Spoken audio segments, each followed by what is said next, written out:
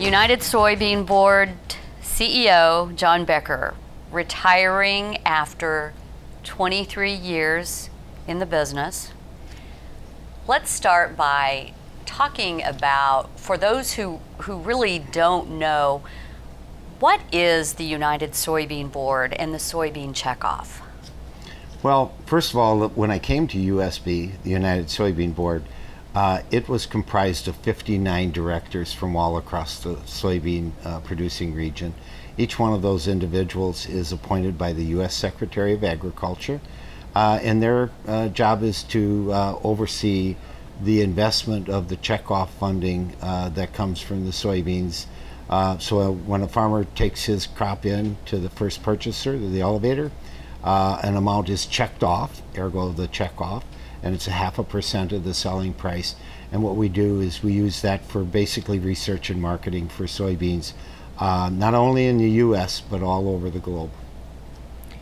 One of the things that, or the campaigns, the focuses that United Soybean Board, the soybean checkoff had a few years ago, dealt with the fact that a lot of farmers don't think about where that soybean goes after they sell it at the local grain elevator. That was an amazing campaign and opportunity to educate growers. It was, and it's at the base of a whole transition in how we think about soybeans and how we think about marketing soybeans.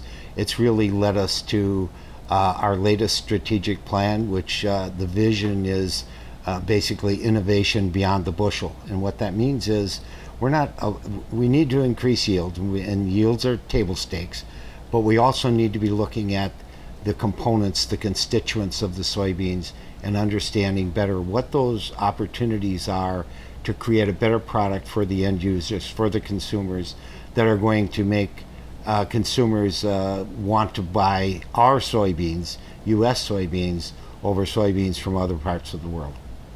Well, let's go back to when you started and some of the areas of focus at that point, and that would have been in 1994.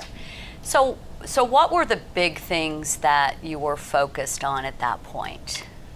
Well, what was really interesting is I came in and we wrote a strategic plan that I think was a bit revolutionary for the folks in the industry, and in that it was a one-page strategic plan. We also had very little interaction with industry, and what we did was use that one-page strategic plan to go out to industry and say, here, this is where we're going, this is what we want to do. People don't really want to read much more than one page, as you all know. And as a result of that, though, it really expanded dramatically our affiliation with industry and our ability to work with industry, and therefore get better things done for soybean producers. But as it was, after I was there for probably about 3 months, we got the results of a survey on trans fats. And research, I'm sorry.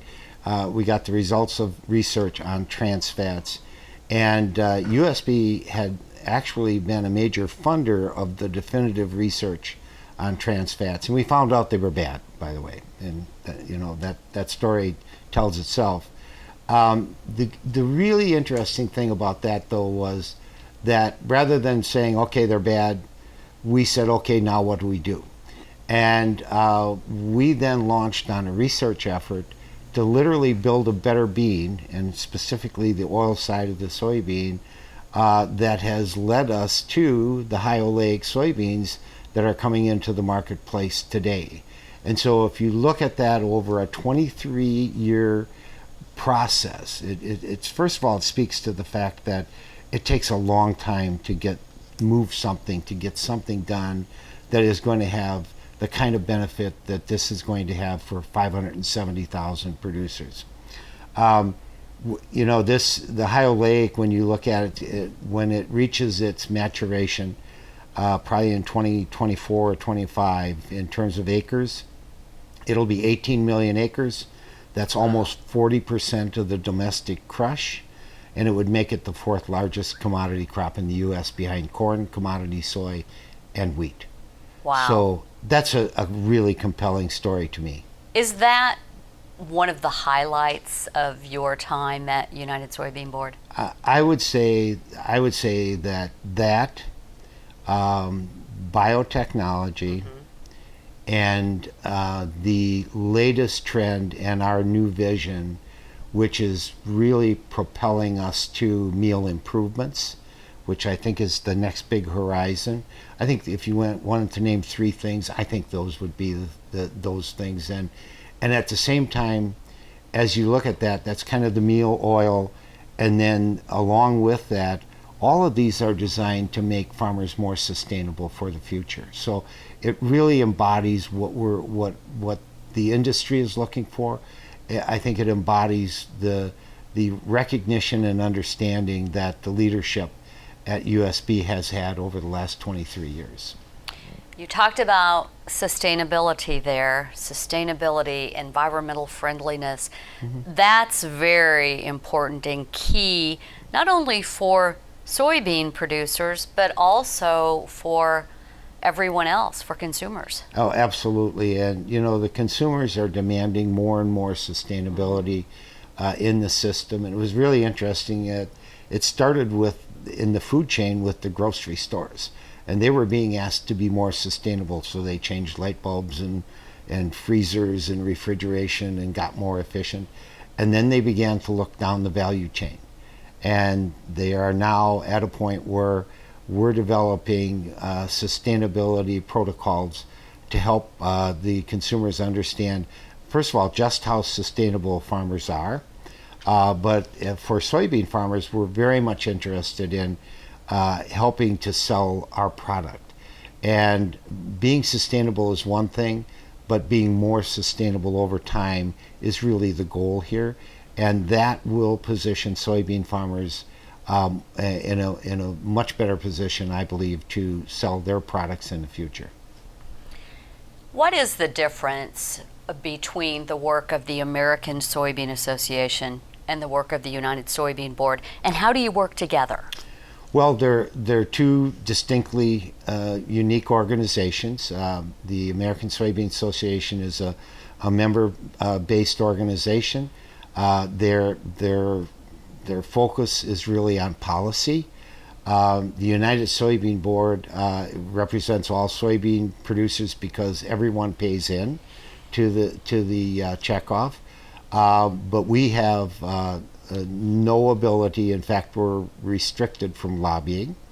And our goal is not policy, it's marketing and research for soybeans, both in the U.S.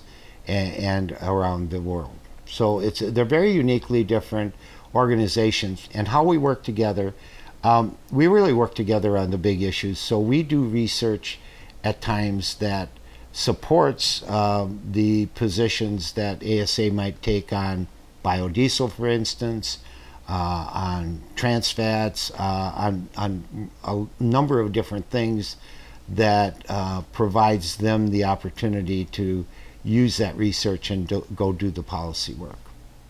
So when you sit down with the directors to make the plan for the year, and of course 5 years and 10 years and down the road, what are some of the things that you take into consideration? Are you thinking about the growers? Are you thinking about the consumers?